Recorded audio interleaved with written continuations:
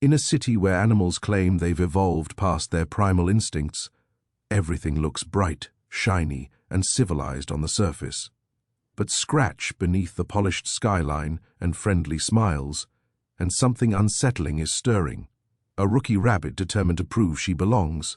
A fox with a past he keeps buried under sarcasm, predators suddenly losing control, and a hidden plot that reaches far beyond what anyone expects.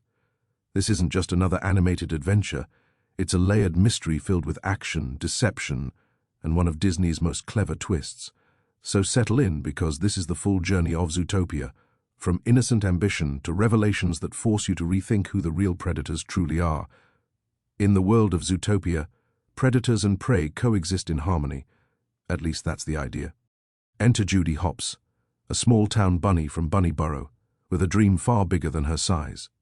Ever since she was young, Judy has wanted to become a police officer, specifically the first rabbit to ever wear a badge in Zootopia. Most animals laugh at the idea. After all, she's tiny, underestimated, and surrounded by much larger species. But Judy doesn't let doubt slow her down. Through relentless training and sheer determination, she graduates from the Zootopia Police Academy. Her parents are proud, but also clearly terrified she might get eaten on the job. When Judy finally arrives in the city, Zootopia is overwhelming in the best way possible. Each district is its own ecosystem. Icy tundras, humid rainforests, scorching deserts, all packed into one massive metropolis.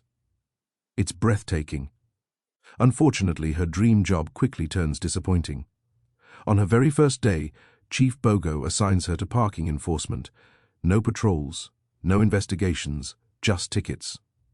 While other officers chase criminals, Judy spends her days writing citations. Instead of giving up, Judy doubles down. She becomes absurdly efficient, handing out hundreds of tickets in record time. While on duty, she crosses paths with Nick Wilde, a smooth-talking fox running a clever hustle with his partner Finnick. Judy tries to help, but ends up getting completely played. It's her first lesson that Zootopia, for all its progress, is still full of deception. The next day, Judy decides she's done being sidelined. When she spots a thief named Duke Weaselton stealing bulbs, she launches into action. A fast-paced chase follows, ending with Judy successfully apprehending him. But instead of praise, Chief Bogo scolds her for abandoning her assignment. Before things get worse, a distressed otter bursts into the station. Mrs. Otterton. Her husband, Emmett Otterton, has vanished. He's one of several missing predators. No one wants the case, except Judy. She volunteers instantly. Chief Bogo threatens to fire her, but Assistant Mayor Bellwether, a timid sheep with big political ambitions, steps in and convinces him to let Judy investigate, on one condition. Judy has 48 hours to solve the case, or she resigns. With no leads, Judy turns to the one animal she knows has information, Nick Wilde. Using a recorded confession of his tax fraud, she forces him to help her. The trail leads them to a limo owned by Mr. Big, a powerful crime boss who happens to be an Arctic shrew. Despite his size, he's terrifying. Mr. Big reveals that Otterton suddenly became violent and attacked his driver before disappearing. One word stands out: savage. That word changes everything. They track down the driver, a jaguar named Manchus, who mentions something called night howlers. Mid-conversation, Manchus suddenly loses control and attacks them. Judy barely survives and calls for backup, but when the police arrive, Manchus is gone. Chief Bogo is furious again, ready to shut the whole thing down. But Nick reminds him that Judy's time hasn't run out yet. That's when Nick opens up about his past. As a child, he tried joining a junior ranger group, only to be humiliated and muzzled simply for being a fox.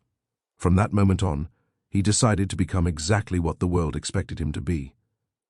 The film shifts here, revealing its deeper themes of prejudice, labeling, and self-fulfilling stereotypes. Using city traffic footage, Judy and Nick uncover that wolves transported the savage predators to a secret facility. They follow the trail to a hidden asylum, where they discover all the missing predators locked away and feral.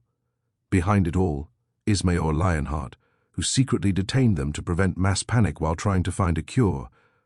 Judy exposes him, the press erupts, and Lionheart is arrested. Bellwether becomes the new mayor.